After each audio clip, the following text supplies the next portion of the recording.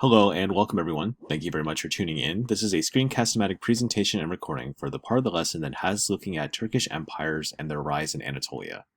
Before we get started, please let me encourage you to open up to today's lesson and to scroll down to the correct section. And please remember that your job is to answer the key concept questions as they appear. So let's go ahead and get started. And remember, you can replay any part of this presentation that you need for detail, clarity, or elaboration later. Let's go ahead and set the stage. So to the east of Constantinople, the south of Russia, the mighty Muslim empire of the Abbasids had ruled since the 8th century. See Chapter 10. By the mid-10th century, however, their control of the region would end as a powerful group known as the Turks emerged. The rise of the Turks. As powerful as the Abbasids were, they constantly struggled to maintain control of their empire. Spain broke away in 756, 6 years after the Abbasids came to power. And after setting up their capital in Baghdad, the Abbasids lost their grip on other parts of the empire as well. Morocco in 788, Tunisia in 800, and in 809 they lost some regions of Persia.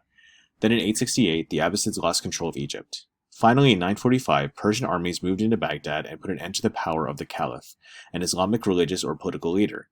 Even though the Caliph continued as a religious leader of Islam, he gave up all political power to the new Persian ruler. It wasn't long, however, before the Persians themselves fell to a powerful group in the region. The conquering Seljuks.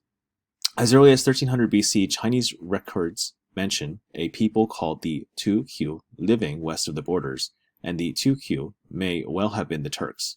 For centuries, these nomads rode their horses over the vast plains. They herded goats and sheep, lived in tents, and used two-humped camels to carry their goods. The Islamic world first met them as raiders and traders along their northeastern frontiers. So the Abbasids took note of the Turks for their military skills, and they began buying Turkish children to raise as slaves, train as soldiers, and employ as bodyguards. So the Abbasids came to prize the slaves for their skill and loyalty. On the subject, one author note, "One obedient slave is better than 300 sons, for the latter desire their father's death. The former desires long life for his master."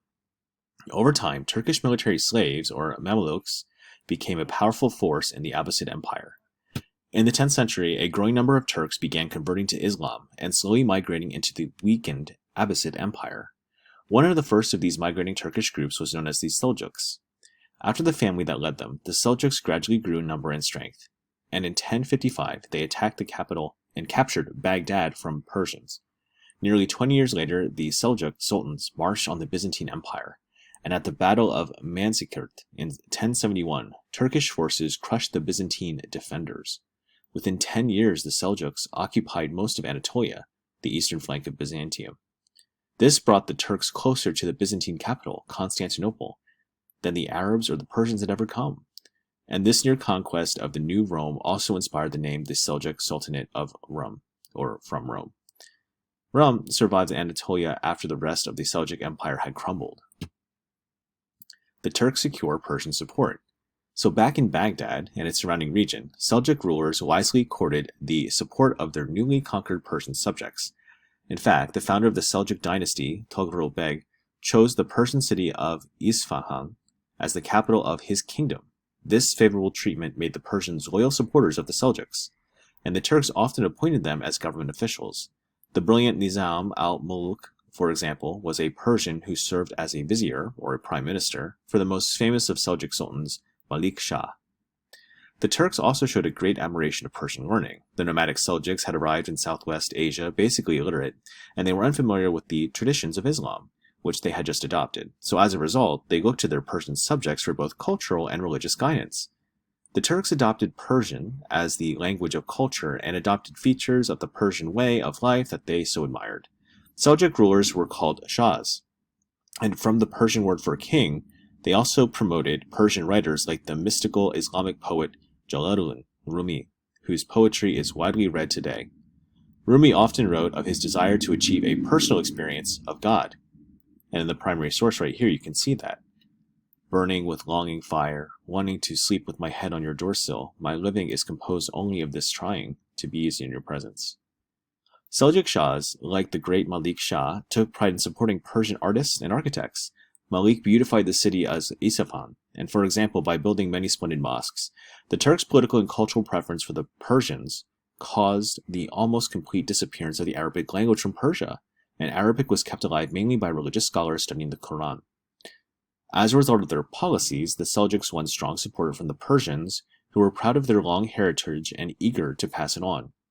Like other conquering peoples throughout history, the Seljuk Turks found that they had much to learn from those of whom they had defeated.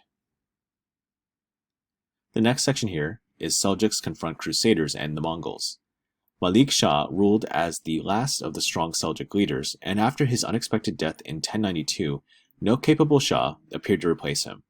So, the Seljuk Empire quickly disintegrated into a loose collection of minor kingdoms. Just at that point, the West launched a counterattack against the Turks and other Muslims for control of the Holy Land in the Middle East. This series of military campaigns was known as the Crusades. The Seljuks and their Crusaders. Pope Urban II launched the First Crusade in 1095. He called on Christians to drive the Turks out of Anatolia and recover Jerusalem from Muslim rule.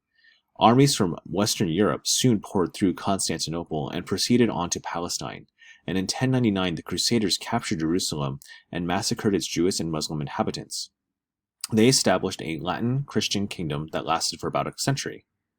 Eventually, a fragment of the former Seljuk Empire gathered enough strength to fight back, and under their famous Kurdish captain Saladin, the Muslims recovered Jerusalem in 1187.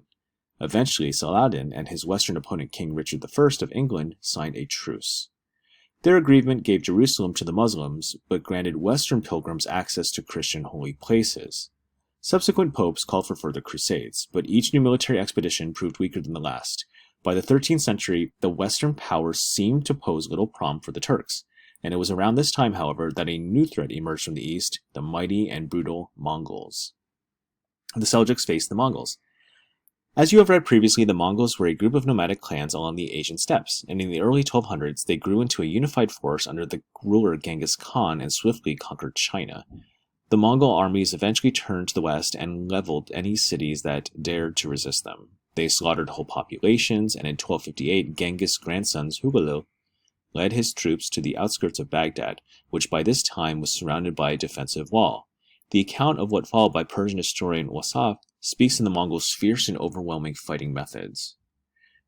From the primary source, the arrows and bolts, the lances and spears, the stones from the slings and catapults of both sides shot swiftly up to heaven, like the messengers of the prayers of the just, then fell as swiftly like the judgments of fate, and in this way Baghdad was besieged and terrorized for 50 days. But since the city still held out, the order was given for baked bricks lying outside the walls to be collected, and with them high towers were built in every direction, overlooking the streets and alleys of Baghdad.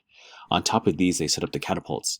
Now the city was filled with the thunder of lightning striking stones and flaring naphtha pots. A dew of arrows rained from the cloud of bows, and the population was trampled underfoot.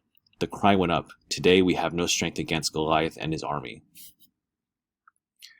When Hulagu finally took Baghdad, he burned down the caliph's palace and had tens of thousands of people killed. Mongol belief forbade the spilling of sacred blood, so Hulagu executed the last Abbasid caliph by having him wrapped in a carpet and trampled by death by horses. With untold brutality, Genghis Khan and his successors shaped the biggest land empire in history. The warrior Mongols, however, knew little about administering their territory, and as a result, their vast empire crumbled in just a few generations.